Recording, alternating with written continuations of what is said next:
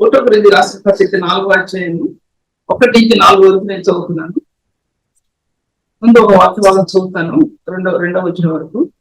ఇలాగున ఒకటో కొరింథీ 4వ అధ్యాయం ఫస్ట్ వర్స్ చదువుతున్నాను. ఇలాగున క్రీస్తు సేవకులు మరియు దేవుని మర్మముల విషయంలో గృహ నిర్వాహకులు మరియు ప్రతి మనుషుడు మమ్మల్ని పాల్గొనను. మరియు గృహ నిర్వాహకులలో ప్రతి వాడును నమ్మకమైన వాడే ఉండవాలి. ఉండుట నమ్మకమైన వాడే ఉండుట ఆవశ్యకం. ప్రార్థిస్తున్నాం. తల్లి వందనం వాక్యం కోసం తండ్రి సన్నిధిలో కనిపెట్టుకుంటున్నా మీ సహాయం దయచేసి మీరు నడిపించండి. మీ జ్ఞాన శక్తులను అందించండి. ఈ శిలువ యొక్క ఆ యొక్క రహస్యంలో వర్మంలో దాచబడిన సత్యాలు వివరించండి. పరిచర్యలో దాచబడిన సత్యాలు వివరించండి.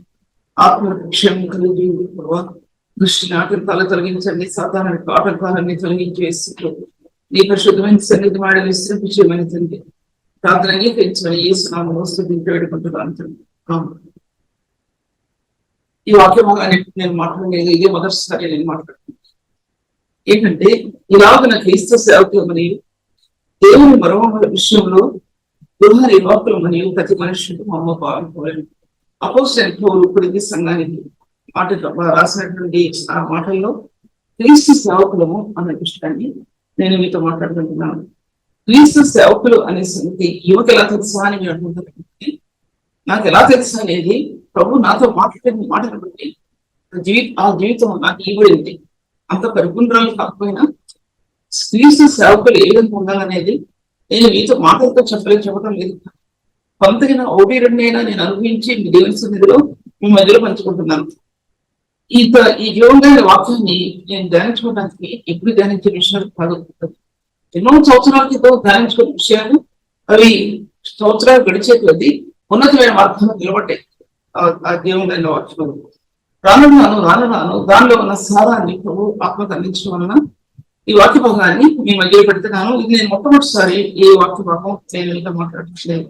అన్ని రిఫరెన్సెస్ చెప్తూ మాట్లాడతాను. దయచేసి నోట్ చేసుకుంటాం. ఒక మాట చెప్తున్నాను.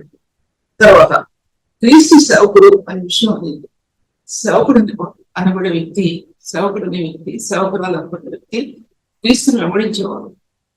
ఏ పరిస్థితులైనా సరే ఆ హృదయంలో ఆ దర్శనం నిలబడి ఉంటుంది. క్రీస్తుని వెంబడించడంలో ఆ దర్శనం హృదయంలో అది ఆ రహస్యం ఇమిడి ఉంటుంది. ఆ రహస్యం కనుక హృదయంలో ఇమిడి ఉండకపోతే ఆ వ్యక్తి ఇటు అటు చూచి ఈ లోకాన్ని, ఈ డబ్బుని వాటిని చూచి పరిగెట్టి పారిపోతారు. కానీ హృదయంలో ఆ బలమైనటువంటి ఆత్మ యొక్క మార్పు, పరిశుద్ధుని యొక్క మార్గం హృదయంలో ఆ పరిశుద్ధుని యొక్క ముద్ర హృదయంలో ఒక వ్యక్తికి నిలబడి ఉండటం వలన ఆ వ్యక్తి క్రీస్తులో ఆ పరిచర్యలో ఉన్నతంగా సాగిపోతారు. ఎన్నో రహస్యాలు ఆత్మకి విడదీయబడతాయి. రహస్యమైన సత్యాలు ఆత్మకరించబడతాయి. రహస్యంలో దేవునికి చెందును అన్నటువంటి తండ్రి అయిన దేవునికి, కుమారుడైన క్రీస్తుకి చెందిన రహస్యాలు పరిశుద్ధాత్మ దేవుడు ఆత్మకి వివరిస్తాడు అనే విషయం కూడా నేను మీతో మాట్లాడుకుంటున్నాను. దేవుని వాక్య భాగాల్లో జాగ్రత్తగా మీరు మ్యూట్ చేసుకోండి. ఈ సౌండ్ నాకు వినపడకుండా చూసుకోండి. అదొకటి మీతో మాట్లాడుకుంటున్నాను. మధ్యలో డిస్టర్బ్ చేస్తే మాత్రం చాలా కష్టం కాదని కాదు, కానీ వింటానికి బాగోదు. ఎంతో మంది వింటున్నారు కాబట్టి చాలా చెప్పలేకపోతున్నాను విషయాన్ని. జాగ్రత్త పడాల విషయం గురించి. తర్వాత సేవకురాలు అనే విషయం గురించి నేను మీతో మాట్లాడుతున్నాను. సేవకత్వం దాని సింపుల్ ఏంటంటే సేవకత్వానికి మనకు ప్రభువు సేవకత్వాన్ని ఇచ్చినట్టు పరిశుద్ధత అనేది సేవకత్వానికి ముద్ర. రెండవది సేవకత్వం అనే గుర్తు ఏంటంటే ప్రభు యొక్క సేవ యొక్క ప్రేమలో హృదయం ఏకం కావడం అనేది, ప్రేమ అనేది సేవకత్వానికి రెండవ రహస్యం. ఫస్ట్ పరిశుద్ధత అనేది మొట్టమొదటిది అయితే, రెండవది ప్రేమ అనేది రెండవది. ఈ రెండింటి మధ్య సేవకత్వం నింపబడటం గమనిస్తాం. మరొక విధంగా చెప్పాలంటే క్రీస్తు దైవత్వానికి, క్రీస్తు మానవత్వానికి, మనం శరీరాకారానికి మధ్యలో సేవకత్వం పరిశుద్ధిగా ఇచ్చడం అదొక మార్గం. ఇవన్నీ కూడా నేను రిఫరెన్స్ వైజ్ గా మీతో మాట్లాడుతున్నాను. విడదీసి చెప్పడం కుదరదు. ఎందుకంటే ఆయన రాష్ట్ర పత్రిక 2:7 ఆయన దాసుడి స్వరూపం ధరించుకుని అన్నాడు. దేవుని స్వరూపం కలిగిన వాడే దాసుడి స్వరూపం ధరించుకుని తాను వ్యక్తిగా చేసుకున్నాడు. ఆకారం మందు మనుషుడిగా కనబడి శిలువ మరణం అంతగా విధేయించుకున్నవాడే తను తాను తగ్గించుకున్నట అనేది తను విధేయించడం అనేది సేవకుడికి చాలా ప్రధానమైన సత్యం. అది సేవకుడు అంటే తమ యజమానికి లోబట్టడంలో కానీ ప్రధానుడైన మన యజమానుడైన క్రీస్తు లోబట్టడం కానీ అది వాక్యానుసారంగా లోబట్టడం కానీ ఎన్నో ఆ సహాలు విడదీయబడటం కానీ ఎన్నో విషయాలు నుండి విడుదల పొందడం కానీ మన ఆత్మని ఇచ్చే పరిస్థితుల నుంచి ఎలా విడుదల పొందాలో ఆ విషయాలన్నీ కూడా అందుకు దాచిపెట్టబడి ఉన్నాయి. ఎందుకంటే సేవకుడు అనబడిన వ్యక్తి అందరి చేత తృణీకరించబడతాడు. మొట్టమొదటి ఆ వ్యక్తి ఎప్పుడు కూడా కనపరచబడడు. ఆ వ్యక్తి నిజమైన సేవకుడు అనబడిన వ్యక్తిని ఏ వ్యక్తిని హర్షించడు. తర్వాత సంవత్సరాలు గడిచే కొద్దీ అతనిలో ఉన్న నిష్కాపట్యం, అతనిలో ఉన్న పరిశుద్ధ జీవితం చూసి అటువంటి పరిశుద్ధులు అతను చెరదీస్తారు కానీ లేకపోతే జ్ఞాపకం చేసుకోండి. ఈ లోకంలో జీవించే వ్యక్తులు సేవకులు అసలైన సేవకుల్ని హర్షించరు. వారిని దగ్గరికి రానివ్వని విషయం కూడా మీతో మాట్లాడుతున్నా. సేవకుల్లో హెచ్చుతగ్గులు ఉండటానికి వీలు లేదు. ఉన్నవారు కూడా ఒకరిని గర్వంగా ఉంచుతారు, ఒకరికంటే ఒకరిని ఉన్నతమైన వారిగా ఉంచుతారు. సేవకులు అన్నటువంటి వ్యక్తి నాకంటే ఇంకొకళ్ళు చాలా ఘనంగా ఉన్నారని ఆ విధంగా కలుస్తారు. అంతేకాని ఆ వ్యక్తి ఘనంగా ఉండటం చూసి ఈ వ్యక్తి ఆ వ్యక్తిని పక్కకు పెట్టడం అనేది ఉండదు. ఎందుకంటే సేవకు అటువంటి వ్యక్తులు కలుసుకున్నప్పుడు దేవుని మర్మముల విషయంలో వారు గృహ నిర్వాహకులు అంటే దేవుని యొక్క మర్మాలు సీక్రెట్స్ అన్ని కూడా ఆ గృహ నిర్వాహకులైనటువంటి సేవకులకి ఇవ్వబడతాయి. వాళ్ళకి ఇవ్వబడతాయి, వారికి రివీల్ చేయబడతాయి. ఒకే ఆత్మ ఒకే మనసు కలిగి ఉండే సేవకులు వారిలో హెచ్చుతగ్గులు లేకుండా తాము తగ్గించుకునే వ్యక్తులు, తాము తగ్గించుకునే వ్యక్తులని నేను మీ దేవుని సన్నిధిలో మీ మధ్యలో చెప్తున్నాను. ఎందుకంటే ఒక సేవకునిగా ఒక వ్యక్తిని దేవుడు ప్రతిష్ఠించే ముందు అనేకుల చేత ఆ వ్యక్తి త్రోసివేయబడతారు. తన సొంత వారి చేత తృణీకరించబడతారు, తన సొంత పీడి చేత ఆ వ్యక్తి తృణీకరించబడతారు. ఎందుకు పరిహారాన్ని వ్యక్తిగా ఇస్తారు, చెత్త అంటే తన సమానంగా ఇస్తారు. కారణం ఏంటంటే దేవుడి వారికి ఆ విధంగా అప్పగిస్తాడో లేకపోతే ఈ జీవితాన్ని ఉన్నతమైన స్థాయిలో పెట్టడానికి దేవుడు ఆ విధంగా నిర్ణయిస్తాడో అది మాత్రం నాకు తెలియదు ఆ విషయం గురించి. ఎందుకంటే ఎన్నో విషయాలు మీ మధ్య చెప్పాలనుకున్నా సరే చెప్పడానికి ఆ విషయాలన్నీ కూడా కుదరవు. తర్వాత సేవకత్వాన్ని గుర్తు సింబల్ ఏంటంటే పరిశుద్ధత, రెండవది ప్రేమ అని చెప్పాను. పరిశుద్ధత ప్రేమని గురించి ఎన్నోసార్లు చెప్పాను మీకు. ఆ విషయాల గురించి ఇప్పుడు నేను దాంట్లో వివరించడం కుదరదు. తర్వాత ఆయన దేవుని స్వరూపం కలిగిన వాడేంటి జాగ్రత్త. ఆయన ఎటువంటి దేవుని స్వరూపం కలిగిన వాడేంటి పరలోకం నుండి భూమి మీదకి ఆయన ఎలా దిగి వచ్చాడంటే మానవ శరీరాకారంగా ప్రభు దిగి వచ్చాడు. ఆ సంగతి అందరు కూడా బాగా తెలుసు. మానవ శరీరాకారంగా ప్రభు భూమి మీద దిగి వచ్చాడు. ఆయన అంత కృప అంత అపరిమితమైంది. ఆ కృప యొక్క మహత్యం ఎఫెసీయులకు కూడా ఇచ్చాను. అపరిమితమైంది ఆ కృప యొక్క మహత్యం. ఆ కృప యొక్క మహత్యం ఈ ఆత్మలో ఆ కృపకి పాత్రులు అయితే ఆ కృప యొక్క మహత్యం, ఆ కృప యొక్క సారం ఈ ఆత్మ అందుద్ది. ఇది సంఘం అనేది అంత ఉన్నతమైన స్థాయిలో దేవుడు తన హృదయంలో దాచిపెట్టుకున్నాడు ప్రభు, తన శరీరంలో దాచిపెట్టుకున్నాడు ప్రభు.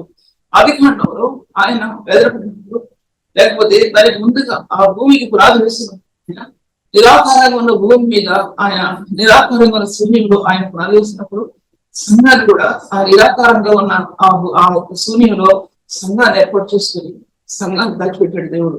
నిరాకారంగా ఉన్నట్టు భూమి మీద సూర్యుని ఆ భూమి మీద ఆయన పాదస్టోన్గా ఏ విధంగా భూమి వేయబడ్డాడో సంఘం కూడా అప్పుడే స్థాపించబడింది. అందుకోసమే ఆయన ఆ నీళ్ళల్లో ఆయన పిలిపించాడు. సో ఎంతో వేదపడ్డాడంటే రాయబడింది బైబిల్ గ్రంథంలో ఆది మొదటి వచ్చిన రాయబడింది.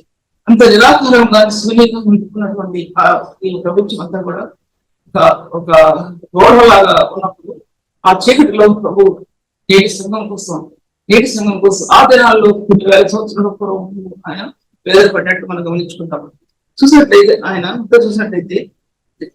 దేవుని స్వరూపంలో ఆయన మానవత్వంలో ఇంకా దాసుని స్వరూపం అనేది అందులో దాచిపెట్టబడి ఉంది. దాసుడు అంటే ఆయన వ్యక్తులుగా చేస్తున్నాడు, తను తాను వ్యక్తులుగా చేసుకుని ప్రభు ఎంత గొప్పడ్డాడంటే తను తాను వ్యక్తులుగా చేసుకుని అంత వేదపడ్డాడు. ఆయన వ్యక్తులుగా చేసుకుని దాసుని స్వరూపం ధరించి దాసుడు అనబడ్డవాడు. అదేంటి పొరబడిన వాడు ఒక యజమానికి దాసుడే ఉండేవాడు. యజమాని చేత పొరబడినటువంటి వ్యక్తి పొరబడ్డాడు అంటే ఆ దాసుని అతను కొనుక్కున్నాడు. అలాగే మనల్ని కూడా తన సురక్ష నుంచి మనల్ని కొన్నాడు. కాబట్టి మన యొక్క ఆకర్షణ అంతా కూడా ప్రభు వైపుకి సిలువ వైపుకే ఉంటుంది. రక్షించబడిన వారికి ఎంత నువ్వు ఉన్నతమైన స్థాయిలో నడిచినా నీకు వివాహమై భర్త ఉన్నా, భార్య ఉన్నా, పిల్లలున్నా, నీ యొక్క దృష్టి, నీ యొక్క ప్రేమ దేని మీద ఉంటుందంటే దేవుని మీద ఉంటుంది. అనుభవంగా మీతో చెప్తున్నాను, ఇటు మాటలో అవి కల్పనా మీద మధ్యలో నేను చెప్పడం లేదు. ఆ ప్రేమ అనేది గురి అనేది దేవుని మీద ఉంటుంది, దేవుని పరిచయం మీద ఉంటుంది. ఆ ప్రేమ రహస్యం ఒక వ్యక్తికి గ్రహించగలడం అనేది చాలా ఉన్నతమైన విషయం, సత్యం అనేది జ్ఞాపకం తీసుకుంది. తర్వాత సేవకత్వం అనేది వీటన్నిటి మధ్యలో నుంచి సేవకత్వం, ఒక సేవకునికి సేవకత్వం వీటన్నిటి మధ్యలో నుంచి ఆత్మకు అందించబడింది.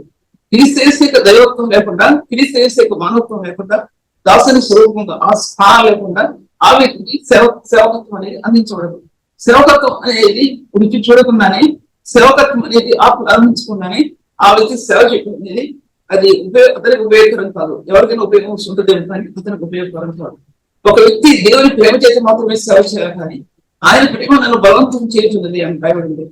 ఆయన ప్రేమ మనల్ని ఎంత బలవంతం చేస్తుంది అంటే ప్రభు ప్రేమ కోసం ఎంత శ్రమలో కూడా, ఎంత ఇరుకులో కూడా ధైర్యం తెచ్చుకొని, బలం తెచ్చుకొని ప్రభు యొక్క సేవ చేయడానికి దేవుడు తన బిడ్డలు వినియోగించుకుంటున్న విషయం కూడా ఈ మధ్యలో నేను చెప్తున్నాను. తర్వాత సేవకత్వంలో తగ్గింపు అనేది ఆత్మకు అందించబడుతుంది. సేవకత్వంలో ఎంత తగ్గింపు జీవితంలో జీవిస్తారో అంత సేవకత్వం ఆత్మకు అందించబడుతుంది. ఆయన మానవ స్వరూపంలో ఆయన శరీరకంగా ఉన్నటువంటి క్రీస్తులో మన హృదయం ఎన్నిసార్లు ఆ స్థాయిలో పెరుగుతుందో అప్పుడు తగ్గింపు జీవితం అనేది దానిలో 3 ప్రధానమైన స్థానాలు ఉన్నాయి. వినయము, సాత్వికము అని రాయబడింది. మీరు మీ మీద నా కాడ ఎత్తుకుని ఆయన సాత్వికుడిని దేవ మనస్సుకు రావడం కనుక ఆ కాడిలో సాత్వికం ఉంది, దేవ మనస్సు ఉంది. ఆయన భరించాడు దాన్ని. మనం భరించడానికి మనకు శక్తి ఉండదు. చిన్న విషయంలో మనం తప్పిపోతాం. నేనైతే తప్పిపోతాను. ఎందుకంటే ఎంత ఉన్నతంగా సమాధానం అనుకున్నా సరే, ఎవరైనా ఒక మాట అంటే భరించుకోలేదు. ఏదైనా భరించుకుంటాను. నా యొక్క దేనికి సంబంధించింది ఒక విషయం మాత్రం నేను భరించుకున్నాను. ఏ విషయం భరించుకుంటాను నేను మీతో చెప్తున్నాను. అంత యథార్థంగా, పరిపూర్ణంగా, పరిశుద్ధంగా నా జీవితాన్ని దేవునికి అప్పగించిన నేను ఆ పరిశుద్ధత ఎవరైనా సన్మానించకపోతే గనపరచబడకపోతే నేను అసలు వారి జీవితంలో ముఖాన్ని కూడా చూడలేము.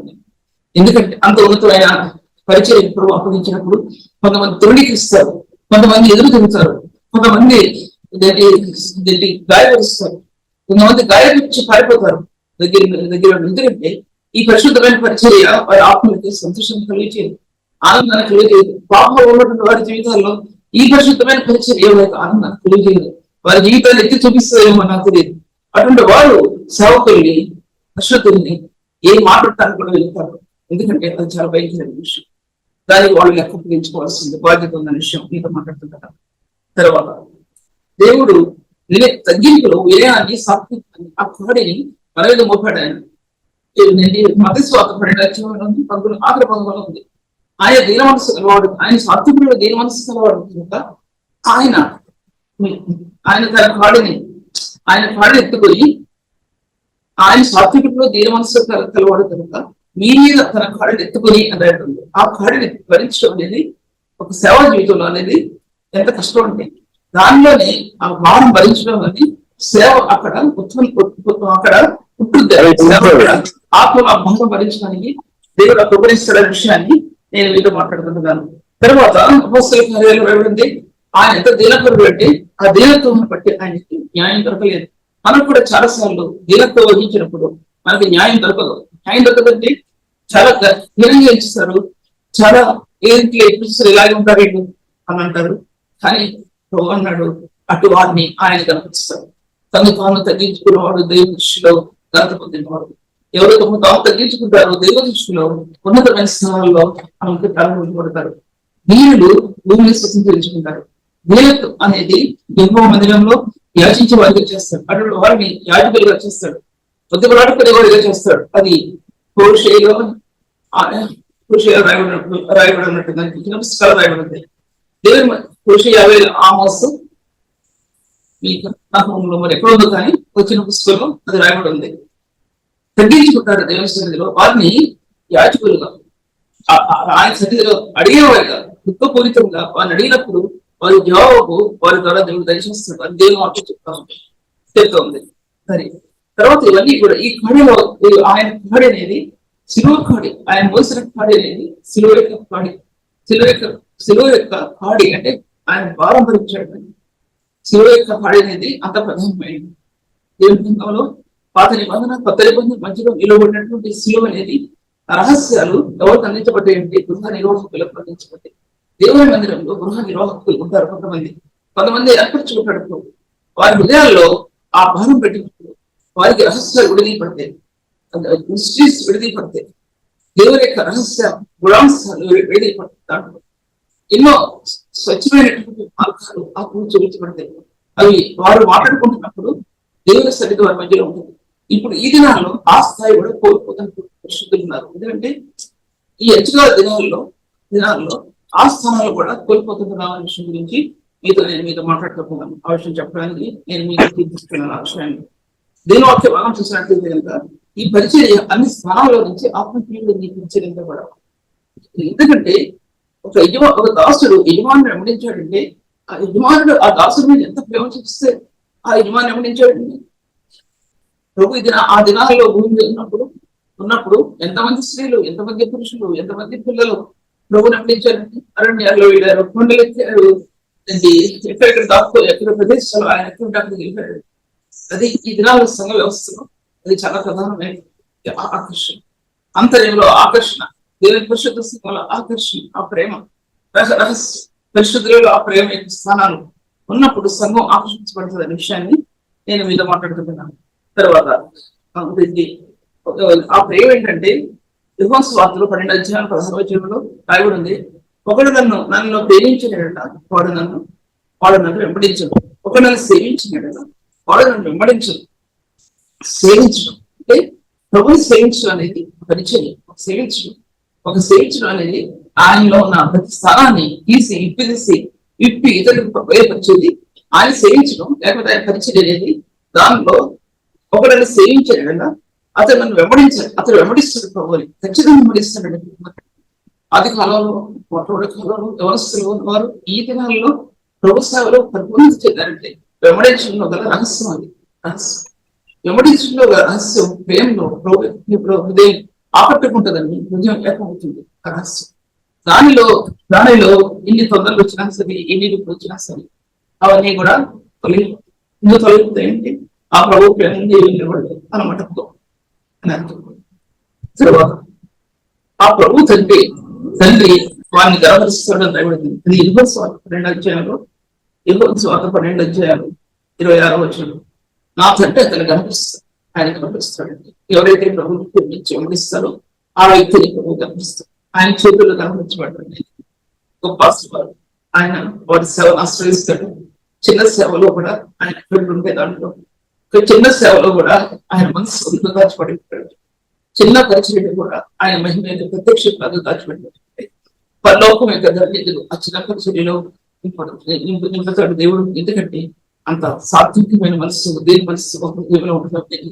దేవుడు విశ్వాసం ఇచ్చినట్టు కనుక సాత్వికము దీనత్వం అని అనుకుని మనల్ని ఎందుకు పరిగానే వర్గం జీవించినట్టు దేవుని నమ్మకంగా పాపాన్ని జయించి అసహించుకునేవాడు. ఈ సాత్వికము ఈ దీనితో నిలబడాలి. ఇది నిలబడకపోతే ఈ లోక సంబంధమైన పట్టులో ఆ వ్యక్తి కాంప్రమైజ్ అయిపోతాయి. ఈ సాత్వికము దేవుడు ఎదురు పనికిరావు. అవి నీ కొట్టెళ్ళిపోతాయి. నీ జీవితాన్ని కొట్టెళ్ళిపోవడం అంటే అవి నేను ఇచ్చిపెట్టి వెళ్ళిపోతాయి అనమాట. అర్థం దేవుడు అర్థం ఆలోచిస్తున్నట్లయితే కనుక ఇంకా ముందు పెట్టే కనుక అటువంటి వారికి గృహ నిర్వాహకత్వాన్ని అప్పగించాడు. గృహ నిర్వాహకత్వం అంటే ఆ గృహానంతటినీ కూడా అతని స్వదలో అతని సేవకుల స్వదలో అది ఆశ్రయించబడ్డ దేవుడు. ఆది కాలంలో చీకటి అయిన భూమి మీద, చీకటి అయినటువంటి శూన్యమైన ప్రదేశం మీద ఆయన చేసినప్పుడు సంఘం ఎలా దాచిపెట్టాడు ఆ రహస్యం ఏంటో ఆ వ్యక్తికి అర్థం అవుతుందండి. ఆ విధంగా చేసిన దేవుడు ఇప్పుడు ఈ దినాల్లో ఆ యొక్క రహస్యం, ఆ ప్రేమ రహస్యాన్ని నేటి సంఘానికి విడదీసి చూపించడానికి దాచిపడినటువంటి ప్రధానమైన సత్యం ఇది. ఈ విషయం మీద మాట్లాడుతున్నాను. తర్వాత దీని మొత్తం భావం చూసినట్లయితే కనుక ఆ గృహ నిర్వాహకత్వం అనేది ఇంటి నుంచి ప్రారంభమవుతుంది, సంఘం నుంచి ప్రారంభమవుతుంది, తర్వాత బాహ్యంగా విస్తరిస్తుంది. ఇంటి నుంచి ఆ గృహ నిర్వాహకత్వం అది ఆత్మలో తల్లిదండ్రులకు ప్రవహించినటువంటి చాలా ఉన్నతమైన స్థానాలు అవి. గృహ నిర్వాహకత్వం మన అంతరంగం ప్రభువులు ఏకమైనప్పుడు మన హృదయాంతరంగం విశాలపరచబడటం మనం గమనిస్తాం. మన సముచితమైన స్వభావాలు, వ్యతిరేకమైన స్వభావాలు ఇతరులని అవమానపరచడం, ఇతరులని దూషించడం, ఇతరుల పరిచయాన్ని అవమానపరచడం, వారిని ఎందుకు కాకుండా చూడటం అనేది సేవకుల్లో ఇది ప్రథమంగా నిలబడింది. సేవకులు అంటే పరిశుద్ధులని పేరు పెట్టుకున్న వారు, కానివారు కాదు, పరిశుద్ధులని పేరు పెట్టుకున్న వారు. ఇలా తృణీకరించడం, ఇతరుల్ని పరిశుద్ధమైన పరిచయాన్ని అపహసించడం అనేది అనేది నేను ఎంతో మందిలో చూస్తాను. చాలా మందిలో చూసి నేను మీతో మాట్లాడుతున్నాను. ఇది వారి మీద నేరం ఒక ఏకీవించలేదు, ఆనందించలేదు. వాడు నాకంటే చిన్నవాళ్ళు కదా అనుకుంటారు, అయితే వాడు స్త్రీ కదా అనుకుంటారు. ఇలాగా ఈ విభేదాలు సేవకులు ఎందుకు వస్తున్నాయంటే ఆ ప్రేమ వారి లేనందువలన ఈ ప్రేమ పరిపూర్ణమైన ప్రేమ, దేవుని యొక్క పరిపూర్ణమైన ప్రేమ మీ ఎందుకు సంపూర్ణం కాలేదంటే దేవుడు అటువంటి పరిపూర్ణమైన ప్రేమ సంపూర్ణం కాలందున ఇటువంటివి పరిశుద్ధుల హృదయాలు చోటు చేస్తాయి. ఈ పరిశుద్ధమైన పరిచయం కొనసాగించకుండా చేస్తున్న విషయాన్ని కూడా నేను మీతో మాట్లాడుతున్నాను. తర్వాత నేను ముందుకు పోతాను, ఎందుకంటే సమయం కాపాడుకోవాలి. తర్వాత వెళ్ళింది మో టైం అయింది. తర్వాత ఇంకా ఏసేపు గురించి కొన్ని మాటలు చెప్తాను. అది ఏసేపు గురించి చిన్న పిల్లల దగ్గర నుంచి, పసిపిల్లల దగ్గర నుంచి, యవనస్తుల దగ్గర నుంచి, సేవకుల దగ్గర నుంచి ఈ ఏసేపు యొక్క జీవితం బైబిల్ గ్రంథంలో భవిష్యత్తు వర్తమాన కాలాల్లో దాచబడిన ఆ మార్గాల గురించి కూడా ఏసేపు యొక్క జీవితం. ఎందుకంటే అతని యొక్క యవన కాల జీవితంలో ప్రభు ఎంత ప్రేమించాడు అనే విషయంలో ఆయన యొక్క తనకు అప్పగించిన గృహ నిర్వాహకత్వంలో ఎంత నమ్మకంగా ఉన్నాడు అనే విషయం కూడా మనకు అర్థమవుతుంది. బైబిల్ గ్రంథించబడు యేసు గృహ నిర్వాహకుడు, ప్రతి పీరియడ్లో గృహ నిర్వాహకుడిగా ప్రతి బాధ్యతను కూడా దేవుడు ఏదంటే యేసు అప్పగించాడు. దేవుడు వాక్యంలో రాయబడిన తర్వాత అతడు నమ్మకమైన పరిచారకుడు, నమ్మకమైన యవనస్తుడు. ఆ దాంట్లో రెండో సత్యం ఏంటంటే అప్పుడు క్రీస్తు ప్రభు ఇంకా రాలేదు. క్రీస్తు ప్రభు యొక్క ఆ యొక్క గుణగణాలు అతను చూపించబడ్డాయి. అతను రెండో సత్యం గృహ నిర్వాహకత్వం అని దేవుడు అప్పగించాడు, తనకు అప్పగించాడు. రెండోదిగా క్రీస్తు యేసు యొక్క గుణగణాలు అతను ప్రకాశించాయి. ఒక హృదయంలో ప్రభు కలిగినటువంటి జీవితంలో తను ఎంత పరిశుద్ధుడిగా ఉండటానికి ఇష్టపడతాడంటే ఆ వ్యక్తి తండ్రి కానీ ఆ విధంగా పిల్లలు అంత పవిత్రంగా ఉండడానికి తల్లిదండ్రులకు వేదన అంత ఎక్కువ ఉంటుంది. మీకు అనుభవపూర్వకంగా చెప్తున్నాను. నేను ముఖ్యంగా ఎవరిని ఉద్దేశించి ఆడవాళ్ళని ఉద్దేశించి ఎప్పుడు వాక్యం చెప్పాను. నా హృదయ వాక్యం ఎప్పుడు కూడా ఇతరులు వేరు చూపెట్టి చూపిదిగా ఉండదు. హృదయ యథార్థతలో నుంచి వాక్యం నాకు రావాలి. ఆ వాక్యం మీ మధ్యలో చెప్తాను తప్ప మరొక విధంగా వాక్యాన్ని మీ మధ్యలో నేను ఎలా పట్టించాను, మీ మధ్య ఎక్కడ కూడా నేను ఎలా పట్టించాను. ప్రభు నాకు వాక్య భాగాలు ఇవ్వాలి, నాకు సత్యాలు ఇవ్వాలి. ఎప్పుడూ చెప్పి కాదు, నాకు నూతనత ఇవ్వాలి. ప్రభు నాకు ఎప్పుడో చెప్పి అవి కొనుగోలు కావచ్చు, కానీ నూతనత్వం నాకు కావాలి. ఆత్మని నూతనమైన జీవం ఆత్మకు అందించబడుతుంది. సేవలో నూతనమైన జీవం ఆత్మలో సేవ అందించబడిపోతే ఈ యొక్క ప్రకాశిత సేవలో ఇతరులను ఆకర్షించుకోలేదు అన్నమాట. అర్థం చెప్పేది నేను. ఈ యొక్క నమ్మకమైన యవనస్తుడు ఇతను ఎంత నమ్మకమైన యవనస్తుడు అంటే మొట్టమొదటిగా తండ్రి ఇంట్లో ఉన్నప్పుడు, తల్లిని చనిపోద్ది తండ్రి ఇంట్లో ఉన్నప్పుడు, తర్వాత దాసీల యొక్క పిల్లలు చేసే పనులన్నీ కూడా తండ్రి చెప్పేవాడు, చట్టబద్ధంగా. అప్పుడు యవనస్తుల మీద చాలా కోపం వచ్చేది వాడికి. అంటే వాళ్ళు చేసిన చెడుని తండ్రి చెప్పేవాడు. చెప్పినప్పుడు వాడికి ఇద్దరు ఎంత కోపం వచ్చేదో, నేను ఒక్కడే పవిత్రుడా, నేను పవిత్రుడు కదా అనుకునేవారు. అది వాళ్ళలో ఉన్నటువంటి ధృవీకరం ఇతని మీద ఎంతవరకు దాచేసిందంటే అతన్ని రాళ్ళతో కొట్టి బురదలో తోసి చంపే వరకు కూడా చంపలేదు, కానీ అతను కొట్టారు అలా రాళ్ళతో. అది ఏసే ఆది కాండంలో 45 అధ్యాయాలకు 6 అధ్యాయం ఉంది.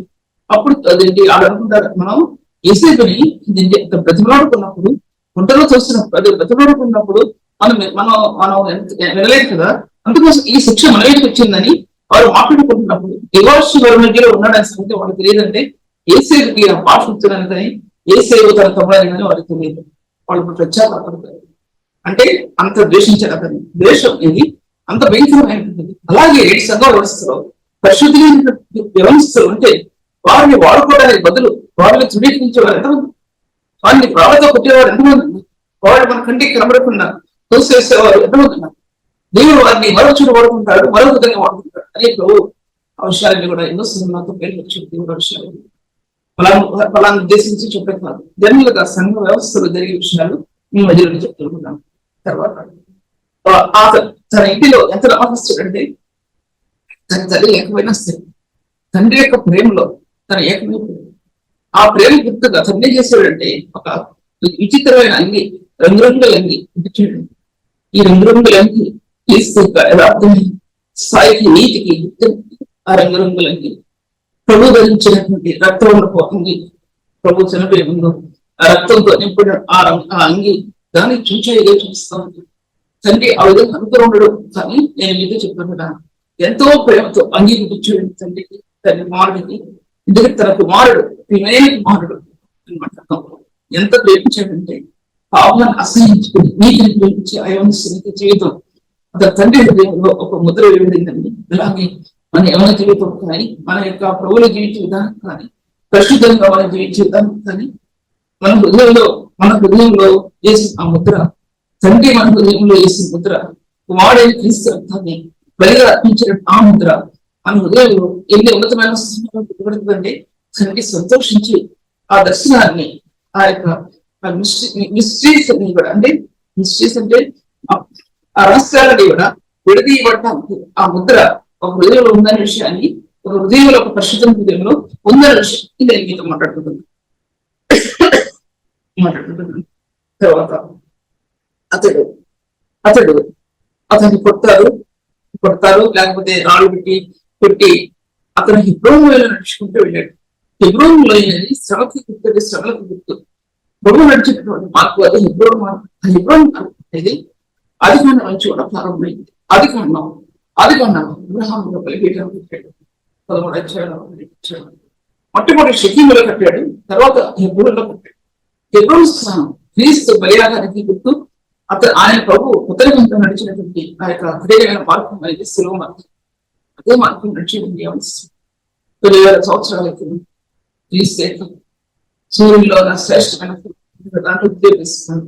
సూర్యులో ఉన్నటువంటి, చంద్రుల్లో ఉన్నటువంటి శ్రేష్టమైన అన్నాడు దాంట్లో. ఆ ఫలం, ఆ ఛాయ, ఆ యొక్క పొంగకాంతి ఈ యవనస్తు వెలుపడిందండి. యవనస్తులారా, ఇప్పుడు స్థాయిలో ఒక యవనస్తులు ఉన్నాడా, యవనస్తులు ఉన్నాడా? యవనస్తులు అని అనిపించుకునే దానికంటే నేను పరిశుద్ధ స్థానంలో, పరిశుద్ధమైన జీవితంలో క్రీస్తు ముఖకాంతి ఆ హృదయంలో ప్రకాశించకపోతే సేవ నిరర్థకం అయిపోతున్న విషయాన్ని నేను ఇంకా మాట్లాడుతున్నాను. దేవుని చూసినట్లయితే అతను హెబ్రోన్లో నడుస్తూ వెళ్ళినప్పుడు తర్వాత అతన్ని రాళ్ళతో బురదలో పోసేసి అక్కడి నుంచి ఇష్మాయిల్ని పంపిస్తారు. ఇష్మాయిల్ దగ్గర పొతిఫేర అనే కథలా చెప్పటానికి అక్కడ కోరుకుంటాడు. అతని జీవితాన్ని చూస్తాడు, అతనిలో ఉన్న పరిశుద్ధతను చూస్తాడు, అతనిలో ఉన్న నీతిని చూస్తాడు. మాసిపోయిన బట్ట అతను కనబడతలేదు, మాసిపోయే గడ్డ అతను కనబడట్లేదు. ఒక ఐగుప్తునికి అతనిలో ఉన్నటువంటి దివ్యమైనటువంటి కాంతి అతనిలో ప్రకటన, అతని ముఖ వచ్చేస్తులో కాంతి కనబడుతూ ఉంది. దేవుని యొక్క కాంతి పరిశుద్ధతలో ప్రకాశించే మార్గం అతను కనబడుతుంది. ఒక అన్యుడు, ఐగుప్తీయుడు ఏ సేవలో ఉన్నటువంటి మార్గాన్ని అది స్వరూపాన్ని చూస్తాడని చెప్తున్నారు. తన ఇంటి మీద విచారణకర్తగా నియమించాడు. ప్రతి దాని మీద అతను ఏమంటారు, గృహ నిర్వాహకునిగా నియమించాడు. అతను నియమించి ప్రతి పని కూడా వేసే కదా. అక్కడ వేసే ఎదుర్కొన్న శోధన ఎటువంటిదంటే, ఆ పాపం అతన్ని తృణీకరించినందుకు ఆ పాపం అతను తిరిగింది. ఎక్కడ జరిగిందంటే జైలుకి జరిగింది. జైలుకి వెళ్ళవలసి వస్తుంది. అతను తృణీకరించిన పాప యొక్క స్థానం ఒకసారి మనకు చెప్పిన పరిశుద్ధమైన వాక్యాలు ఇతర హృదయాల్లో అన్ని తరుగుతాయి. ఎందుకు తరుగుతాయి అంటే సహించలేక తరుగుతాయి. సంఘాలకి తరివేయచ్చు, లేకపోతే వారి యొక్క ముఖమైనటువంటి తరివేయచ్చు, ఆ పరిచయం నుంచి తరివేయచ్చు. దీనికి తీసుకెళ్లి ఆ వ్యక్తుల్ని తమ కళ్ళ ముందు లేకుండా పడేస్తారు. ఎందుకంటే పరిశుద్ధమైన పరిచర్య పరిశుద్ధులకు మాత్రమే అది సంతోషిస్తారు. కానీ పాపాత్ములు ఈ లోకంలో సంతోషించారు. పాపాత్ములు అంటే దేవుని ఎరగనటువంటి వారు ఈ లోకంలో అటువంటి పరిచర్యని సంతోషించలేదండి చెప్తున్నాను. అతను తీసుకెళ్ళి, అంటే పాపం మనిషి తరవద్ది, వాక్యభాగంలో ఉంది ఆయన జ్ఞాపకం ఎక్కడ. పాపం వెంట తరవద్దండి. ఎందుకు తరవద్దంటే ఆ వ్యక్తి యొక్క జీవితంలో పరిశుద్ధ స్థానాన్ని చూడలేక తిరిగి అతని మీద నేరం మోపి, ఎంత న్యాయం ఉండేది, తన మీద నేరం మోపి ఎక్కడ కూడా అతను నేరం మోపినా సరే ఎక్కడ కూడా ఆ స్త్రీ గురించి బయట చెప్పలేదండి. అతను ఉన్న నీతి ఒక యవనస్తున్న నీతి, ఆమె పేరు ఎక్కడ కూడా బయట చెప్పలేదండి. ఎంత గొప్ప సంగతి! ఎవరు నేర్పించారండి ఆ యవనస్తు? దేవుని విరోధంగా నేను ఇట్టి పాపం నేను ఇట్లా చేస్తాను అనుకుంటే దేవుడికి విరోధమైన పాపం అని గ్రహించిన ఆ యవనస్తుడు ఎలాగా ఆ పాపం అతను తరిమిందంటే జైలుకు తరిమింది. మన జీవితంలో మనం పరిశుద్ధంగా భవిష్యత్తులు జీవిస్తున్నప్పుడు ఎన్నో మన వెంట తరుగుతాయండి. దేవుని సన్నిధిలో నుంచి దూరం చేయడానికి దుష్టుడు తరుగుతాడు మనల్ని. కానీ ప్రభు యొక్క దక్షిణహస్తం, ప్రభు యొక్క నీతి వారిని ఆవరిస్తుంది, వారిని ఆదరిస్తున్న విషయాన్ని నేను మీతో మాట్లాడుతున్నాను.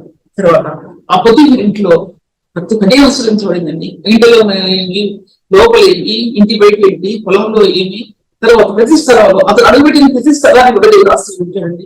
ఒక పరిశుద్ధుల జీవితం ఆనందంగా ఉండాలండి. సేవలో ఏ గృహానికి తిన్నా, సేవలో ఏ యొక్క పరిచయం చేయడానికి ఏ స్థానానికి తిన్నా అతను అడుగుపెట్టిన ప్రతి స్థలం దీవించబడాలండి. అది పరిచర్య.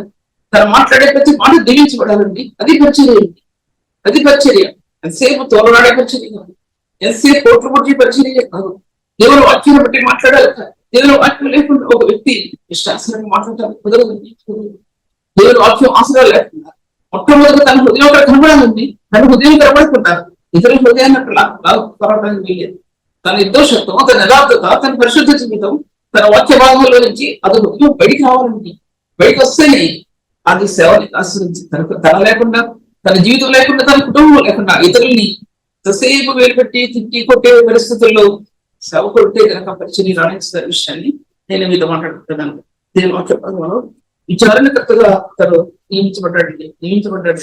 ఇంట్లో ఏంటి, బయట ఏంటి, ప్రతి స్థలంలో ఏసేపు ఆశ్రయించబడడం చూసి అతనికి ప్రతిదీ అతనికి అప్పగించాడండి. తర్వాత కొద్ది పేరు వారి యొక్క దుర్నీతి వల్ల అతను బయటికి జైలు పంపబడతాడు. జైలు పంపబడినప్పుడు ఆ అన్నదమ్ముల చేత తృణీకరించబడ్డాడు. తర్వాత ఇది కొద్ది పేరులో నుంచి అతని భార్య నుంచి తనకి వచ్చింది, గొడవలు వచ్చాయి అంటే వ్యతిరేకత వచ్చింది, తృణీకరించబడ్డాడు. అతను నమ్మకమైనటువంటి సేవకుడండి, నమ్మకమైన యవనస్తుడు. ఆ యవనస్తుని ప్రభు ఐగుప్తు దేశం అందరి మీద అధికారిగా నియమించాలని తలంచాడండి. ఆయన తలంచాడు యవనస్తుని. అటువంటి యవనస్తు కావాలి దేవుని దృష్టిలో. అటువంటి యవనస్తుల మీద ఆయన ఉన్న విషయాన్ని నేను మీతో మాట్లాడుతున్నాను. ఆ యవనస్తుని జీవితం అంత ప్రశస్తమైంది. బైబిల్లో యవనస్తులో శ్రేష్ఠులు, పరిశుద్ధాలకు లెక్కుతలే, మంచు అలే, అరుణోదయ గర్భంలో నేను ఎదురు వస్తాను. అరుణోదయ గర్భంలో యేసుక్రీస్తు ప్రభువారు ఈ యొక్క అరుణోదయ గర్భం నుంచి ఆకు మిహిమిగలిగినటువంటి ఆ గర్భంలో నుంచి భూమి మీద దిగొచ్చాడండి. ఎవరు ఆ విధంగా తీసుకురావడం విషయాన్ని ఈ మధ్యలో నేను చెప్తున్న విషయం మీతో అన్ని చెప్తున్నాను. అంత నమ్మకం ఆడైనటువంటి ఏసే జీవితాల గురించి నేను ముందుకెళ్తున్నాను. ఏంటంటే నేను అన్ని విషయాలు నేను డీటెయిల్ గా చెప్పకపోయినా మీకు అని తెలుసు కాబట్టి దేవుని వాక్యాన్ని ఉన్నతమైన స్థానంలో తీసుకెళ్లాలని నాకు ఆశపడతా ఉన్న విషయం అదేంటి అతనిలో నమ్మకమైన సేవకుడు అనిపించాడండి. దేవుని బిడ్డ ఆయన సేవకుల్ని ఆయన అక్కువ ఉందని చెప్పనట్లేదు. కొద్ది ఆయన మనం దేవుని వ్యవసాయంలో దేవుని అంటే తర్వాత ఒక మాట కూడా రాయబడదు, 2 మాటలు రాయబడ్డాయి. నేను రాష్ట్రాన్ని చదవచ్చేస్తాను. తర్వాత అందుకోసం అతనికి జీవిత విధానంలో ఎన్ని పనులు, ఎన్ని బాధ్యతలు తనకు అప్పగించబడ్డాయంటే ముందు చూస్తే కనుక అతను జైలు ఉన్నప్పుడు జైలు అధికారి కలిగిందని చెప్పబడింది. 100వ కీర్తనలో యెహోవా యేసేవును పరిశోధించడం అతని కాళ్ళకి గొలుసు వేయబడ్డాయి, చేతులు గొలుసు వేయబడ్డాయి, జైలు వేయబడ్డాయి. అక్కడ ఖైదీల పని కూడా ఆ అధికారంగా కనికిరం కలిగి కారణం ఏంటంటే దేవుడు కనికిరం కనికిరం గల వారి నేను కనికిరం చూపించాడండి. దేవుని పరిశుద్ధమైన గుణగుణాలు ఒక వ్యక్తిలో ఖచ్చితంగా నిలబడి ఉండాలండి. నిలబడి లేకపోతే ఆ వ్యక్తి కొంచెం కఠినాత్మకంగా మారిపోయి ఎంత సేవ చేస్తున్నా ఆ సేవలో పదం ఉంది, అందులో మధు ఉంది. కఠినాత్మకమైన హృదయాల్లో దేవుని పదం చేసే మాధుర్యాత్మకం నిలబడి ఉండదండి. అది ఆత్మలని తను తినలేని పనులని ఇతరులకు తినిపించలేడు, తను తినలేని ఆనందించలేని ఆ మాధుర్యాన్ని చేసినందు ఇతరులకు సభ్యులు మద్దతు తినిపించలేడండి. ఆ మాధుర్యాన్ని అనుభవించలేని నీవు ఆ పరిశుద్ధుల యొక్క మాధుర్యాన్ని ఇతరులకు తినిపించడానికి నీవు ఎవరి వల్ల ఆ మాధుర్యాన్ని తేలికంటే నుండి మధురమైన ఆ వాక్యం నీ ఆత్మలో ఇప్పుడు నువ్వు సేవిస్తావో, ఆనందిస్తావో అప్పుడు ఇతరులకు ఆ మాధుర్యాన్ని చెప్పాలి, లేకపోతే ఆ మాధుర్యాన్ని వచ్చి చెప్పడం సాధ్యపరచబడదు.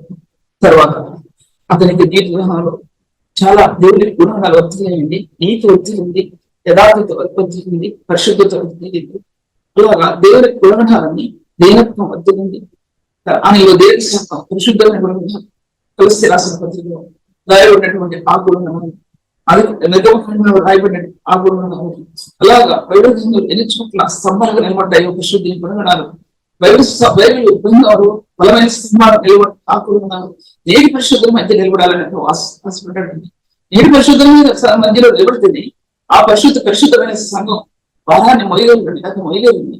ఈ దేనత్వంతో ఈ మన జీవితాలు దేనత్వంతో నింపబడితేనే కానీ, ఆ దేని శరీరం మనకు దీని మీద ఉంటేనే కానీ ఆ మహిళమైన మార్గాలు ఆత్మకు అందించబడవనే విషయాన్ని మీరు మాట్లాడుతున్నాను. సేవకత్వం యొక్క రహస్యం అండి. సేవకత్వం, ఒక వ్యక్తి సేవ చేశాడంటే ఈ సేవకత్వంలో ఈ రహస్యాలని కూడా దాచిపెట్టబడే విషయాన్ని నేను మీతో మాట్లాడుతున్నాను. సేవకునికి సేవా జీవితం ఏది, అందులో దేవుని ప్రేమ పరిపూర్ణించబడింది, దేవుని ప్రేమ సంపూర్తించబడింది. దేవుని ప్రేమ ఆ సేవకుల్లో సంపూర్తించబడటం అనేది మనం చూస్తాం. పరిపూర్ణమైన ఫలం కొన్ని విధాలుగా బైబిల్ నుంచి ఆత్మకి ఆ ఫలం ఆత్మకు అందించబడుతుంది. నా వాక్యాన్ని మీరు అర్థం చేసుకుంటున్నారని భావిస్తున్నాను. ఎందుకంటే కథగా చెప్పే వాక్యం కాదు కాబట్టి, ఇది సేవకుల మధ్య బోధించే వాక్యం కాబట్టి, ప్రభు నాకు అనుగ్రహించిన సత్యాన్ని 1 by 1 ఒకటోటిగా మీ మధ్యలో నేను చెప్తున్నాను విషయాన్ని కూడా అది మీరు జ్ఞాపకం చేసుకోవాల్సింది. తర్వాత నన్ను ముందు చెప్పారు, అటువంటి వారి జీవితంలో పాపం నిలబడి ఉంటాయి సాధ్యపరచబడదండి. పరువులు ఇతరులు ఏ దృష్టితో చూసినా, ఇతరులు ఏ కళలో చూసినా సరే, నీ హృదయంలో అవి నీ హృదయాన్ని అవి తాకలేవు అనే విషయం. తర్వాత ఇంకా ముందుకెళ్ళినట్టు కనుక ఐగుప్తు దేశం యొక్క సింహాసనం గాయబడిందని, ఇక అతనికి కాళ్ళకి సంఖ్యలు, చేతులకు సంఖ్యలు 106వ కీర్తనలో యెహోవా పరిశోధనలో నిలబడ్డాడు. యెహోవా పరిశోధన మన సేవా జీవితం యెహోవా పరిశోధన నిలబడుతుంది. మనం చూస్తే ఎవరు ఇష్టపడు, మన పరిచయం ఎవరు ఇష్టపడు. ఒక్కొక్క చూస్తే ఏమో స్త్రీయే కదా అంటారు, ఒకనో చూస్తే ఏం చెప్తుందే అంటారు, ఇతనే చెప్తున్నాడు అంటారు. ఈ విమర్శలు విని ఉన్నానంటే నేను చాలా చాలా విని ఉన్నాను. ఎందుకంటే ఈ విమర్శలో ఒక వ్యక్తి బాహ్య జీవితంలో వీటన్నిటిలో అంతర్యంలో ఒక సుగంధం ఉందండి. ప్రభు సుగంధం, యోపు వాసన, యోపు సుగంధం, యోపు పరిమళవతి, యోపు జ్ఞానెత్తుమైన జీవం అనేది అంతరంగంలో దాచబడింది. ఈ బాహ్య జీవితంలో కానీ మన అంతర్యంలో కానీ చుట్టుకున్న వీటన్నిటిలో నుంచి సుగంధం దాచబడదు. నీ సేవను ఆపడానికి ఎవరి వల్ల కాదు, నీ సేవను ఆపడానికి ఎవరి వల్ల కాదు. ప్రభు నీకు ఇచ్చిన తలాంతులు అంటే 8 తలాంతులు చెప్పడం లేదు. ప్రభు యొక్క కృపలో కృపహర ప్రభులో దాచబడిన వ్యక్తి, ఆ తగ్గింపులు, ఆ వినయం, ఆ స్వాత్మీకం అనుగ్రహించబడిన ఆ కృపలో దాచిపెట్టబడి ఆ తలాంతు, ఏ తలాంతు అయినా సరే, ఏం తలాంతు తెచ్చి పాటలు కావచ్చు, రాయడం కావచ్చు, ఆ తలాంతులు అవి ఆపడానికి ఎవరి వల్ల కాదండి. సేవని పరిచర్యను ఆపడానికి ఎవరి వల్ల కూడా కాదండి. నీకు ఇచ్చినటువంటి బోధ పరిశుద్ధాత్మ దేవుడు నీకు హృదయంలో ప్రభుని తెలిసి సత్యాన్ని చెప్పి ఎంత అడ్డుకున్నా ఎవరు వల్ల కానీ ఆ బోధ యథార్థమైనది, నిష్కలంకమైనది, నిష్కలంకమే ఉండాలని ప్రభు ఆశపడుతున్న విషయాన్ని నేను మీతో మాట్లాడుతున్నాను. దాని తర్వాత అతను అక్కడి నుంచి పరో ఎదురు నిలబడతాడండి. ఏం తెలుసు కదా మీకు, పరో ఎదురు నిలబడతాడు. ఒక యవనస్తుడు, 30 సంవత్సరాలు యవనస్తుడు, 8 సంవత్సరాలు జైల్లో ఉన్నాడు, పనులు చేసుకోండి. పరో ఎదురు నిలబడతాడండి. ఎక్కడి నుంచి వచ్చాడు? తన అన్నదమ్ములు వచ్చి అతను నుంచి గుంటలో నుంచి బయటకు వచ్చి, కొద్దిగా ఇంటిలో నుంచి బయటకు వచ్చి, జైల్లో నుంచి బయటకు వచ్చి 8 సంవత్సరాలు పట్టింది అతనిలో స్థానం దొరకడానికి. గృహ నిర్వహణ తత్వం, నమ్మకత్వం, అతనిలో నమ్మకత్వం ఐగుప్తు దేశానికి అధికారిగా ఫరో తర్వాత రాజుగా చేపట్టాడు. ఎందుకంటే అతనిలో ఉన్న జ్ఞానం మరో ఉంచబట్టడానికి వీల్లేదు, అతనిలో ఉన్న తెలివితేటలు మరో ఉంచబట్టడానికి వీల్లేదు, ఒక ఇంటిలో దాంతో అందుకోవడానికి వీల్లేదు. అతనిలో ఉన్న జ్ఞానం యొక్క సూచనలు, జ్ఞానం యొక్క మార్పులు ఐగుప్తు దేశం అంతా ప్రకటించబడాలి. ఐగుప్తు దేశంలో జ్ఞానం ఉద్భవించాలి. ఐగుప్తు దేశంలో శాస్త్రీయ జ్ఞానం ఉద్భవించాలి. ఆత్మ సంబంధంగా జ్ఞానం ఈ అవస్థల ద్వారా ఉద్భవించాలి అని శ్రమపడ్డాడు. దాంట్లో స్టెఫెన్ అంటాడు, పరోహితుడు అతను కనపరిచిన జ్ఞానం అంటాడండి. అక్కడ పరోహితుగా అతను కనపరిచిన జ్ఞానం, ఎటువంటి జ్ఞానం కనపరిచాడంటే పరోహితుగా అటువంటి జ్ఞానం కనపరిచాడు. జ్ఞానం పరోహితుడు కనపరిచాడంటే ఈ జ్ఞానం అనేది తను నుండి ఆ ధాన్యాన్ని వచ్చిన ఆప్షన్ దానికి ఇచ్చినటువంటి జ్ఞానం ఎవరు అయింది భయపడిన జ్ఞానం. ఎప్పుడు జ్ఞానం ఇవ్వబడిందంటే అతనికి ఐదు దేశంలో పిరమిడ్స్ కూడా అప్పుడే మొదలుపెట్టబడ్డాయేమో. తన యొక్క శవాన్ని దీన్ని ఆ యొక్క శాస్త్రజ్ఞులు దీన్ని ఆ యొక్క పదార్థ రసాయనంగా వేసి రిజర్వ్ చేస్తారు. అప్పుడే జ్ఞానం అయింది. నేనంటే చదవలేదు దాని విషయం, నేను ఎదురుగా చెప్పలేదు, కానీ నాకు గమనించింది అది సూచన అన్నమాట. అతని యొక్క జ్ఞానం యొక్క మార్గాలు, అటువంటి మార్గాలు పరిశుద్ధుల యొక్క మార్గాల నుంచి తోచబడేటువంటి జ్ఞాన మార్గాలు, ఆ పరిశుద్ధుని ఇవ్వబడేయండి. ఆ జ్ఞానం ఐదు దేశంలో ఇస్రాయేల్ ఉన్నప్పుడు, ఐగుప్తులో ఇస్రాయేల్ ఉన్నప్పుడు వెలువని చెప్తా ఉంది కీర్తన. ఐగుప్తు దేశంలో ఐగుప్తులో ఇస్రాయేల్ ఉన్నప్పుడు, అంటే ఐగుప్తు దేశంలో ఇస్రాయేల్ కట్టబడింది. ఎక్కడ కట్టబడిందంటే ఏసేల్ ద్వారా కట్టబడింది. ఐగుప్తు దేశం ఇస్రాయేల్, ఆ ఇస్రాయేల్ ఏసేల్ ద్వారా కట్టబడింది, యవనస్తుల ద్వారా కట్టబడింది అన్నట్టు. తర్వాత ఏంటి యుద్ధం కాలంలో మోషే అక్కడ చూసినప్పుడు ఆ జ్ఞానం తీసుకురావడానికి వెళ్ళినప్పుడు దాంట్లో ఉన్నటువంటి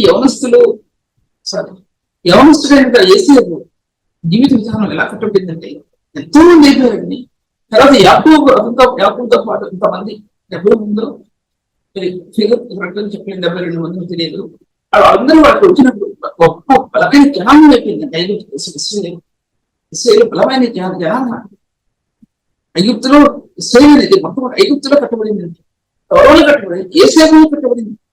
ఏసేపు జీవిత విధానం అటువంటి జీవిత విధానం, అటువంటి లక్షణాలు ఉన్నాయి. వాక్యం తొలగించడం కాదు, గృహ నిర్వహణ తక్కువడు ఎంత నమ్మకం మారంటే అంత వారిలో అంత జ్ఞానం ఇవ్వడింది. ఈ జ్ఞాన రేఖలో అవి పరలోకంలో దైవిక స్వరూపమైన జ్ఞాన రేఖలు మట్టే మానవుడు తెచ్చుకుని ఉండేవి. అది జ్ఞానం. ఈ జ్ఞానం యొక్క సుగంధం ఆత్మ జీవనప్పుడు ఈ పరిశుద్ధుడు ఆత్మను ఆనందించే విధానం చాలా ఉంటుంది. బాహ్య లోకంలో పాపం కానీ, బాహ్య లోకంలో నిన్ను ఆకర్షించినటువంటి చుట్టూ తిరుగుతున్నటువంటి వలయాలు కానీ, ఆ చీకటి వలయాలు కానీ, అవి ఎంతో అందమయంగా నీకు కనబడ్డప్పుడు కూడా దాని మీద నీకు వెళ్ళవని విషయం, దాని మీద నీకు వెళ్ళండి. నీలో ఉన్నవాడు, ఈ లోకంలో ఉన్నవాడి కంటే గొప్పవాడు ఆయన. పరిశుద్ధుడైనప్పుడు నీలో ప్రకాశింపజేసిన ఆ దివ్యమైన సౌందర్యం ఈ లోకం చూసి, ఈ లోక ఆకర్షణ చూసి, ఈ పాపం చూసి పొరుగెట్టే కావుండవి ఈ దివ్యమైన జ్యోతి, ఆ మహిమ ప్రకాశం ఈ లోక సంబంధమైన పాప క్రియల్లో పరివర్తన చేయడానికి ఆ వ్యక్తి పొరుగెట్టింది. ఇప్పటికి కూడా పొరుగెట్టి, ఎందుకంటే అటువంటి మార్గం నీ ఆత్మకి పరిశుద్ధాత్మ దగ్గర అనుభవించినప్పుడు క్రీస్తు మహిమ సౌందర్యం నేను నిలబడి ఉంటే నువ్వు చూస్తావు, ఇతరులు చూస్తాడు నీరు. అలాగా ఈ మనస్సు యొక్క సౌందర్యం ఎదుగుదంటే ఏలో ఉన్నప్పుడు అతను మనసు బట్టలు కానీ, అతను తల వెంట్రుకలు కానీ ఏది కూడా ఇతర కనబడేది అతనిలో ఉన్న దివ్యమైన కాంతి, ఆ మహిమైన ప్రభావం, అతనిలో ఉన్న పరిశుద్ధమైన కాంతిని చూస్తాడండి. ప్రవేశిస్తాడు, లోపల జనులు కూడా చూస్తారు. జ్ఞానం పరిశుద్ధమైన జ్ఞానం అనేది యవనస్తుల చేత ఐగుప్తు దేశంలో పెట్టబడిందండి. అప్పుడు కళలు చెప్పేవాడు, కానీ ఇప్పుడు కళలకు అర్థం కూడా చెప్పాడండి. కళలకు అర్థం కూడా చెప్పాడు. ఏది చెప్పాడు అది జరిగేంత వరకు దేవుని ఆత్మ ఏది సేవను పరిశోధించింది. అతను చెప్పిన సంగతి నెరవేరే వరకు దేవుని ఆత్మ ఏ సేవను పరిశోధిస్తూ వచ్చింది. తర్వాత ఈ 106 కీర్తనలో 10 నుంచి 19 వరకు రాయబడింది. దాంట్లో అందుకోసం ఆయన ఆ గృహ నిర్వాహకత్వ పని ఒక వ్యక్తికి అప్పగించాడంటే అతను నమ్మకమైన వాడు అంటే అవస్థితం అప్పుడు ఆ వ్యక్తి దేవునికి చదువుకున్నవాడే ఉన్నాడు. దేవుని చదువుకున్నవాడే ఉన్నాడు. యాకోబుని దీవిస్తూ ఉంటాడు. అంటాడు వాసన ఒక సుగంధం పరిమళిస్తుంది. ఇక్కడ మాట్లాడింది ఇది చదవలేస్తే చాలా పోయింది. ఇస్సాకు యాకోబుని దీవిస్తున్నాడే, ఏసావుగా దీవిస్తున్నాడు. నాకు చదువుతూ జ్ఞాపకం ఉంటే చూడండి, దాంట్లో ఏవో అతని సువాసన, ఏవో దీవించిన చేరి సువాసనలే ఉంది. ఏవో దీవించిన చేరి ఆ పంట దేవుని పంట కనబడుతుంది ఈ వ్యక్తిలో. ఏసావు అనుకుంటున్నాడు, యాకోబునా ఏం తెలియదు. పంట అసలు శ్వాసన ఉంది. శ్రమ శ్వాసన ఏముంది? ప్రభు శ్వాసన, నీ శ్వాసన లేదా నా శ్వాసన, ప్రభు యొక్క శ్వాసన దాంట్లో రావాలి. ఆ సేవకుని జీవితంలో నుంచి రావాలి. తీస్తే కలిగిన వ్యక్తి జీవితం నుంచి ఆ శ్వాస రావాలి. కరిగిపోతుంది, కరిగిపోతుంది. తర్వాత ఒకే ఆలోచిస్తున్నటువంటి ఇంకా తర్వాత ఎప్పుడు ఏసేపు జైలు పెట్టినప్పుడు రాతి నెల కింద మట్టి నెల కావచ్చు, రాతితో పట్టి నెల కావచ్చు, అతను కదిలి ఆ నెలలో నుంచి, ఆ మట్టి నెలలో నుంచి, లేకపోతే రాతి నెలలో నుంచి దేవుని సన్నిధి చేర్చుకుని అంటాడు. యాకోబు అగాధ జనాల ఓటు నీకు ఇవ్వండి, వేసేవు నీకు అగాధ జనాల ఓటులు నీకు ఇవ్వండి కదా. పైనుండి ఇంటి దారులతో కింద దాగిన అగాధ జనంలో దీవెనతో ఇంటి దీవెనల్లో ప్రభుకు పూర్వమైనటువంటి పరిశుద్ధుడు అగాధ జలాల్లో దాచబడినటువంటి ఆ మానవ స్వరూపి ఆయన సత్యం కృప ఆకాశంలో వస్తే భూమిలో ఉండే సత్యం వచ్చింది. ఆ సత్యంలో నుంచి వచ్చిన అతని హృదయం ఆ ఆశీర్వాదం స్వతంత్రించుకుందండి. ఆశీర్వాదం తండ్రి ఇవ్వడం కాదు, దేవుడి దిగొచ్చి ఇవ్వడం కాదు, ఈ ఆశీర్వాదాలు స్వతంత్రించుకుంటారు. ఈ ఆత్మ ఎంతనే ఆత్మ ఆ పరిశుద్ధమైన ఆశీర్వాదాన్ని స్వతంత్రించుకోవడానికి పరిశుద్ధాత్మ దేవుడిని ఆ స్థానంలో పెట్టినప్పుడు అది స్వతంత్రించుకుంది. మనం కష్టపడటానికి కాదు, మనం ఏదో స్వతంత్రించుకోవాలని ప్రార్థన చేయడానికి కాదు, అవి ఆటోమేటిక్ గా ఆత్మకి వచ్చేస్తాయి. ఎలా వచ్చాయి? ఇతనికి జీవిత విధానంలో తను నడిచిన విధానం అంత ప్రాముఖ్యమైన సేవలు పరిశుద్ధులు నడిచిన విధానంలో అతనిలో ఉన్న గుణగణాలు కొన్ని చెప్తున్నాను, కానీ నేను వివరించలేను. ప్రేమ ఒకటి, అతనిలో క్షమాపణ ఒకటి, తగ్గించుకునే జీవితం ఒకటి, తర్వాత సాత్వికం ఒకటి, దీనాంశం ఒకటి, తర్వాత ఇలాగా అతనిలో వీటన్నిటిలో అతనికి జ్ఞానం, వీటన్నిటిలో నుంచి జ్ఞానం పుట్టిందని. ఎలా పుట్టింది? వీటన్నిటిలో నుంచి దేవుని గుణాల జ్ఞానం పుట్టిందని. అది కొరింథీ రాసిన పత్రిక 2వ అధ్యాయంలో పవిత్రత్వం, జ్ఞానంతోను, దీర్ఘశాంతంతోను మాట్లాడబడిన దాంట్లో ఆ జ్ఞానం అనేది ఆ గుణగణాల్లో పవిత్రత్వం, విశ్వాసంతోనూ, జ్ఞానంతోనూ, దీర్ఘశాంతంతోనూ, దయతోనూ నిష్కృప్తమైనటువంటి ఆ ప్రభు యొక్క గుణగణాల్లో నుంచి ఆ జ్ఞానం ఆత్మకు అందించబడిందండి. డిఫరెన్స్ దాంట్లో మాటలు దాంట్లో నేను చెప్పలేకపోతున్నాను. ఆ గుణగణాలు ఒక వ్యక్తిలో ప్రభావితమైతే ఈ జ్ఞానం అనేది ఆత్మకి అందులో నుంచి పుట్టింది. ఈ పరిశుద్ధమైన గుణగణాల్లో నుంచి జ్ఞానం అతని ఆత్మకి ఇవ్వడింది. అది మనం సంపాదించుకునే జ్ఞానం కాదు, మనం పొందుకునే జ్ఞానం కాదనే విషయాన్ని చెప్తున్నాను. గృహ నిర్వాహకత్వం, ఇంటిలో నుంచి ప్రారంభమైన గృహ నిర్వాహకత్వం, కొద్దిమీర ఇంట్లో ప్రారంభమైనటువంటి గృహ నిర్వాహకత్వం, జైలుగూడెం వచ్చి నిలబడినటువంటి స్థానంలో ప్రారంభమైన గృహ నిర్వాహకత్వం. అక్కడ కూడా తను దారి తప్పలేదండి. ఎక్కడ కూడా ఇక్కడ కూడా దారి తప్పలేదు. ప్రభు చూస్తున్నాడు. ఏమి రాయబడలేదు అతని గురించి, ఒక మాత్రం రాయబడింది చెప్తున్నాను. యెహోవా అతన్ని పరిశోధిస్తున్నాడు. ఎలా పరిశోధించాడండి? ఆ పరిశోధన ఎలా నెగ్గాడండి? అది వివరించడం, అది మెయిన్ సబ్జెక్ట్ అయితే అంత వివరించడం, కానీ అది నా మెయిన్ సబ్జెక్ట్ కాదు కాబట్టి అది ముందుకు వెళ్ళిపోతున్నా. తర్వాత ముందుకెళ్తే కనుక ఆ జైలు గోడ మధ్య అతని జీవిత విధానం ఏంటంటే అతని మీద దేవుని యొక్క దయ ప్రకాశించడం మనం చూడగలం. దేవుని యొక్క దయ అనేది ఏంటి? అతనిపై అల్లాడినట్టు చూడగలం మనం. దేవుని యొక్క దయ, దేవుని యొక్క కృప, దేవుని చిత్రం అతని మీద నిలబడి ఉన్నట్టు మనం చూడగలుగుతున్నాం. ఈ శ్రమలో ఎన్నో సార్లు మనం శ్రమలు అనుభవిస్తామండి. కొన్ని మానసికంగా, శారీరకంగా శ్రమలు అనుభవిస్తాం, ఆత్మీయంగా కూడా శ్రమలు అనుభవిస్తారు సేవకు. ఆ సమయం తట్టుకుంటే వ్యక్తి తట్టుకోగలిగితే, ఆ శ్రమ తట్టుకోగలిగితే ఉన్నతమైన స్థానంలో నిలబడతాడు. దేవుడు ఉన్నతమైన స్థానంలో నిలబడగలిగితే పరిశుద్ధమైన స్థానాల్లో నిలబెడతాడు. వారికి అందిస్తాడు ఉన్నతమైన సేవాదిస్తాను, వారికి అందిస్తున్న విషయాన్ని ఆ విషయాన్ని మీతో మాట్లాడుతున్నాను. తర్వాత ఇంకా జైలు కూడా మీకు చెప్పడానికి నాకు చెప్పలేకపోతున్నాను, కానీ చాలా విషయాలు రాస్తున్నాను నేను. ఎందుకంటే మోషే గురించి ప్రభు అంటాడు, ఇతడు నా ఇల్లంతటిలో నమ్మకమైన వాడు అంటే నమ్మకమైన గృహ నిర్వాహకుడు మోషే. అతను సాత్వికుడు. అతని గురించి మాట్లాడడానికి ఎందుకు భయపడలేదు అంటాడు. మిరియాంతోనూ అతని ఇద్దరితో అంటాడు, మీరు ఎందుకు భయపడలేదు అతని గురించి మాట్లాడటానికి? నా ఇల్లంతా నమ్మకమైన వాడు అని చెప్తాడు. నేను మోషే గురించి ప్రభు ఉంది. అటువంటి సేవ అంటే మన జీవితాల్లో మనకు నిర్దోషం కాదు. మోషేలు అంటూడం, ఏసేగులు అంటూడం కాకపోయినా ఏసేగులు అంటే పరిశుద్ధ జీవితాన్ని తెలియవాడు. చెప్పబడి మోషే అంత గొప్పవాళ్ళం కాకపోయినా ఏసేగులు అంటే పరిశుద్ధమైన జీవితం పోవడం అని ఈ దేవుని సన్నిధిలో మీద చెప్తూ ఉంటాం. అటువంటి జీవితం దేవుని ఒక కాంతిలో ఆ హృదయం లో ప్రకాశిస్తారు. ఆ హృదయంలో ఆ యొక్క మార్గాలు తీయకుంటారు. ఆత్మ ఖండించినప్పుడు ఆ వ్యక్తి ఎంతో ఆనందించడం క్రీస్తులో మనం చూడగలుగుతామని ఎంత ఇంట్లో ఊహించేస్తుంది కదా. కావకపోయినా సరే మనం ఊహించేస్తున్నాం. తర్వాత బైబిల్ చాలా చోట్ల రాయబడింది, కొత్త నిబంధనలో నేను వెళ్ళలేదు, నేను పాత నిబంధనలో ఇంటికి వెళ్దామని చెప్పి నేను వదిలిపెట్టాను. నేను దాంట్లో ఆఖరుగా ద్వితీయోపదేశకాండలో 33 అధ్యాయంలో కొన్ని దీవులు రాయబడ్డాయండి. ఏసీ గోత్రానికి సంబంధించిన దీవులు రాయబడ్డాయి.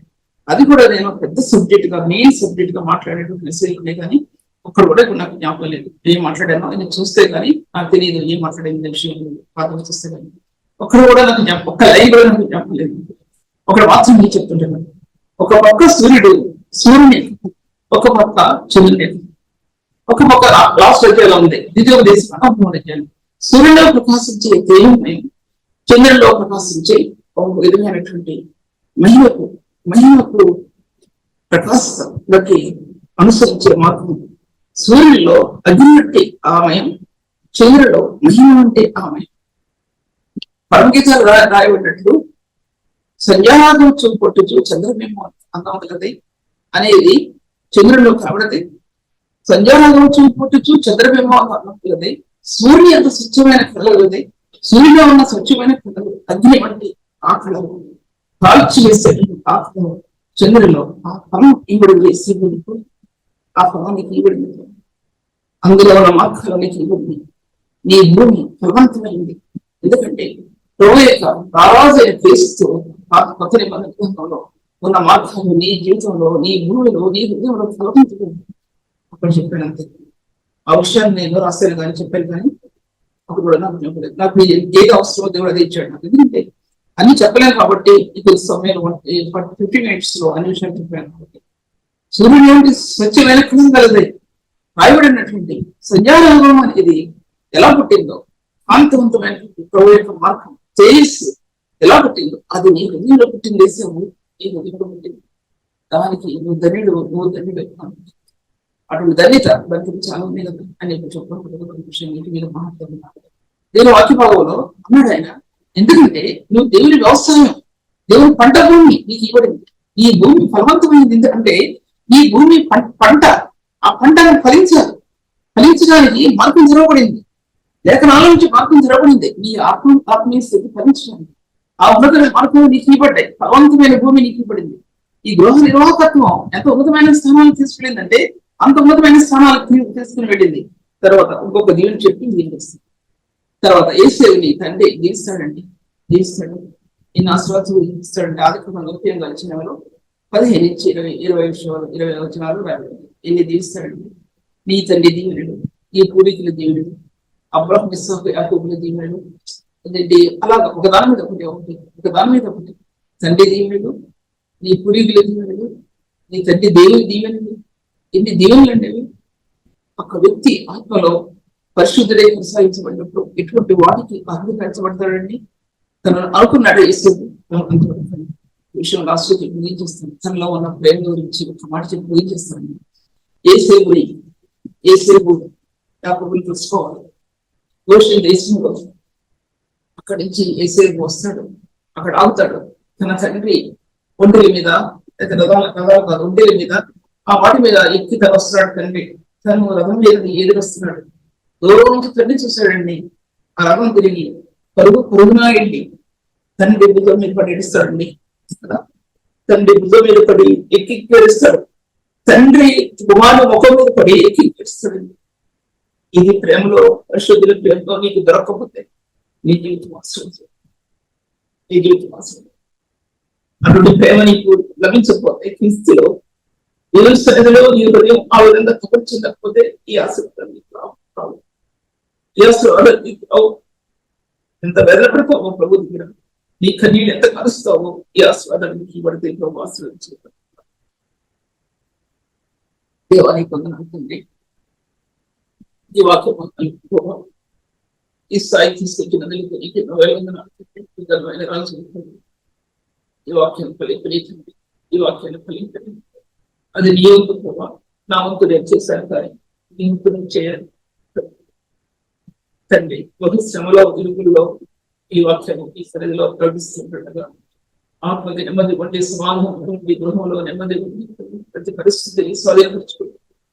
ఎంతమంది బిడ్డలో ఎటువంటి సమానుభంగా ఉన్నారు, ఎటువంటి ఇంట్లో ఉన్నారు, ఎటువంటి ఇబ్బందుల్లో ఉన్నారు, అటు వారిని ఆశీర్వదించి లేవనెత్తిపోకుండా ఈ గ్రంథంలో ఉన్న ఆశీర్వాదం పొందుకునే మార్గాలలోకి వారు నిలబడటానికి తండ్రి నీ పరిశుద్ధాత్మ లేక నింపుదలలో ఆత్మ నిలబడటానికి మీరు కృపనించి నడిపించబడుతుంది.